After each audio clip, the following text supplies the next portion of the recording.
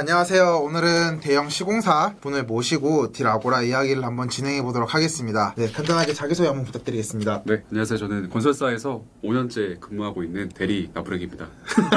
근무하면서 호텔, 리조트, 물류센터 등 다양한 상품을 검토하고 관리하고 수주하면서 개발 과정부터 엑시까지 많은 경험을 할 수 있었던 것 같습니다. 아는 건 많이 없지만 오늘 조금이나마 도움 될 수 있도록 열심히 최선을 다하겠습니다. 그러면 건설사에서 정확히 어떤 팀 지금 계시는 건가요? 저는 건축 사업팀에 있습니다. 건축 사업팀은 이제 수주를 하는 부서인데요. 수주를 하고 이제 관리 사업장을 관리하면서 회사의 매출을 올리는 그런 팀이라고 할 수 있습니다. 사실 수주라고만 하면 그냥 저희는 이제 일반인 입장에서는 그냥 영업을 한다. 그러면은 뭐 자동차를 팔거나 뭐 어떤 상품을 팔거나 이거랑 어떻게 다른 영업을 하시는 건지. 어떻게 보면 저희는 그 중간에 좀 있는 것 같습니다. 기술 영업적인 측면도 있고 말씀하신 것처럼 그런 마케팅적인 측면의 영업도 있는데 사람과의 그런 관계들이 중요시 되면서 또 거기서 공사비가 다르고 뭔가 차이점이 있기 때문에 그거를 부과시켜서 영업을 주로 하는 것 같습니다. 그럼 직접 개발도 하시나요? 회사 차원에서 직접 개발은 하고 있지만 제가 업무해본 적은 없는 것 같습니다. 개발팀의 입사는 뭐 입사 전부터 알고 계시던 거였나요? 개발팀이라는 존재를 아니면 어떻게 조금 지원을 하게 되셨는지.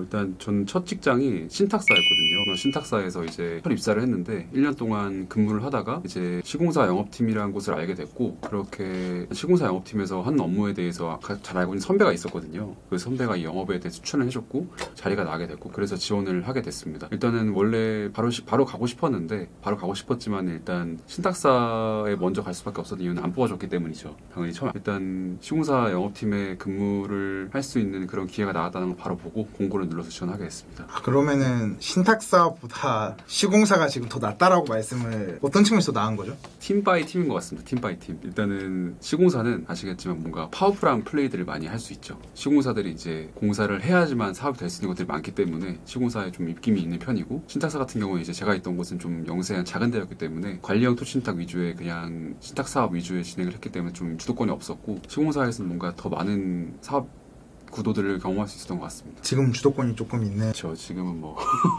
네. 그러면 혹시 대학교에서 전공은 혹시 어떤 걸로? 건축공학 전공했습니다. 근데 건축공학을 졸업을 하시면 일반적으로 저희가 현장에 간다라고 많이 생각을 하잖아요. 혹은 뭐 견적팀이라든지 이렇게 생각을 하는데 이제 부동산 쪽으로 이제 틀어졌다고 볼 수가 있는데 그렇게 하게 된 계기가 있으실까요?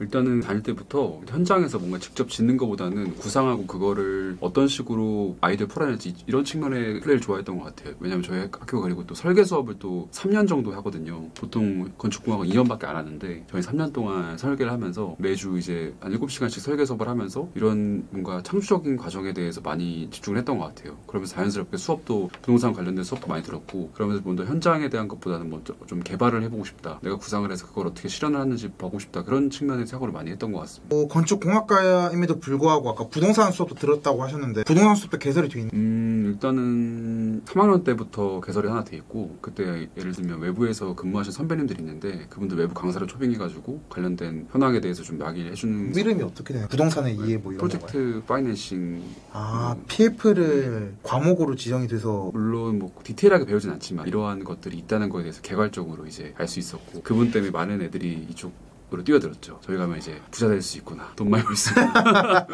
지금 돈 많이 벌고 계십니다. 지금 시장이 좀 어려워지셔서 네.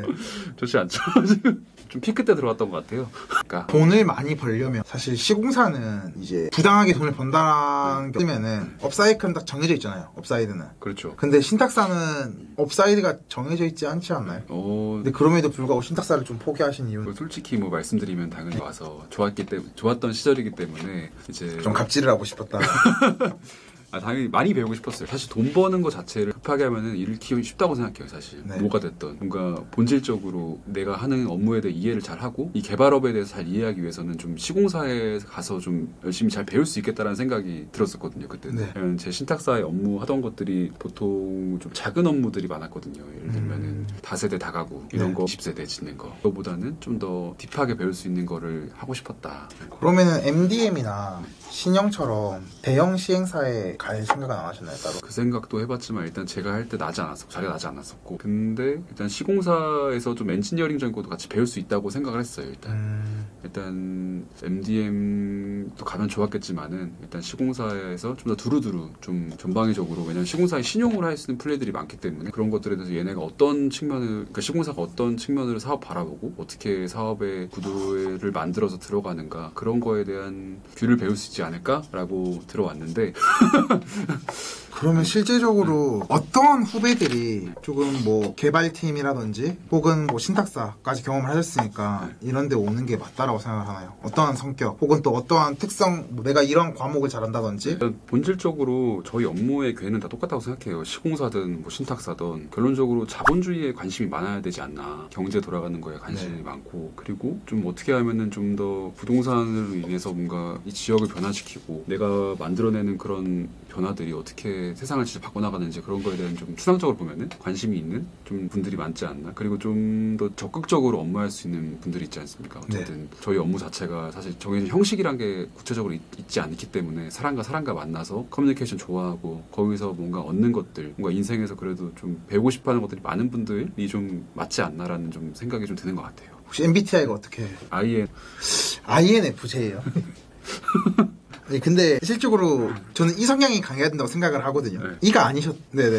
근데 그때그때 다른 것 같아요. 이 성향과 I 성향의 차이는 사실 그 사람을 만나서 그 뭔가 에너지를 얻었을 때 그 도파민의 역치 차이라고 하더라고요. 이 성향의 사람 봐서 꼭 만나야지 막 만족스러운 거예요. 근데 I 성향의 사람들은 좀 그게 낮아서 좀만 만나도 이제 좀 만났다. 그러면서 좀 그런 차이점? 저희는 약간 그게 헝그리 정신이 없다라고 표현을 하는데 배가 부르니까 조금만 만나도 절대 배가 고파. 사로서 그런 네네. 배가 뭐 고프다 배가 부르다 그런 플레이는 하지 않고요. 네. 증권사에 와 보면 이제 증권사는 꼼꼼이가 다 내 실적이고 내 돈이기 때문에 사람을 늘 고파하거든요.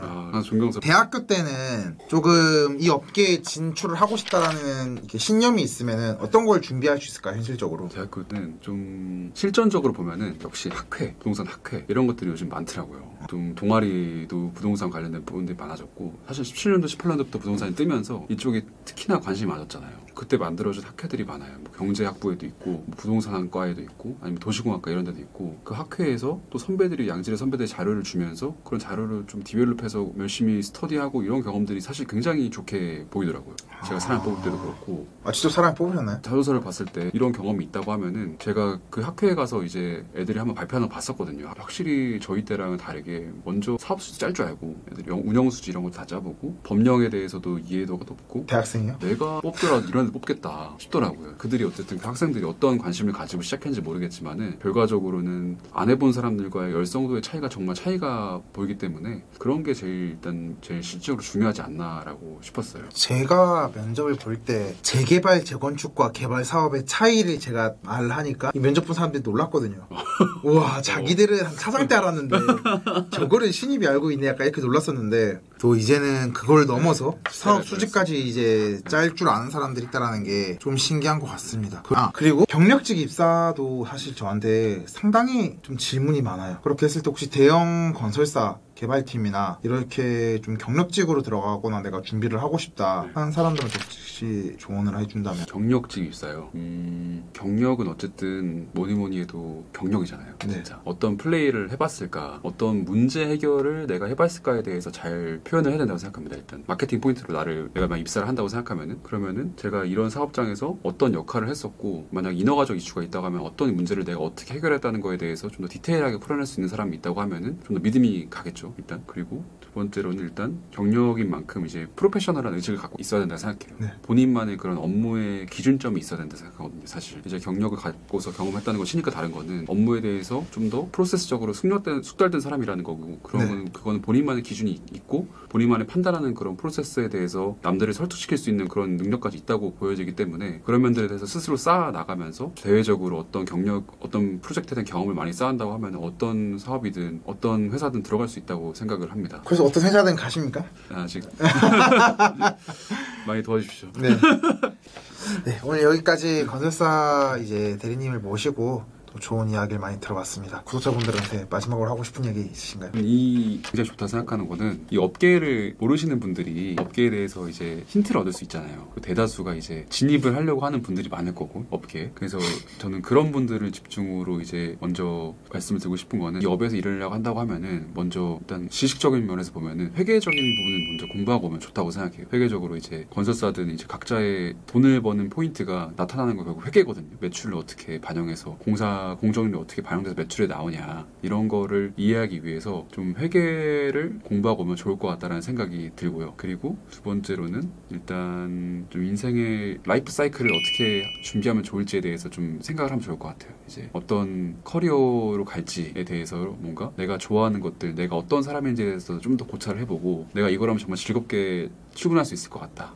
탭댄스를 추면서 출근할 수 있을 것 같다라는 생각으로 어떤 분야에서 하면 좋을지에 대해서 좀 더 면밀하게 생각을 해보고 오는 게 좋지 않을까. 사실 사람들이 일단 회사에 들어오는 순간 관성으로 시간이 가거든요. 네. 근데 사실 이렇게 뭔가 진취적으로 업무하시는 분들 많지 않아요. 진취적으로 행동하시는 분들이 많지 않지만 관성적으로 업무하면서 시간을 보내는 걸 좀 피하기 위해서라도 좀 더 스스로를 돌아보고 어떻게 살아야 될지 라이프 사이클 좀 그려보는 시간이 있으면 좋지 않을까 싶고, 그리고 일단 이 업무를 일단 자본시장에서 저희가 부동산 투자업, 부동산 개발업을 하기 위해서 좀 더 정량적으로 생각을 해야 되는 게 필요하다고 생각을 해요. 뭔가 좀 더 판단의 근거를 높이기 위해서 어떤 식으로 사고를 하고 어떤 식으로 데이터를 만들어 나가야 될까, 그리고 그런 판단이 어떤 식으로 사고를 했는데 이게 왜 틀렸을까에 대해서 좀 더 성찰해 볼 수 있는 그런 피드백 루프가 만들어지면은 좀 더 좋은 판단을 내릴 수 있는, 확률을 높일 수 있는 플레이어가 되지 않을까라고 저는 믿고 있습니다. 좋은 얘기 감사합니다.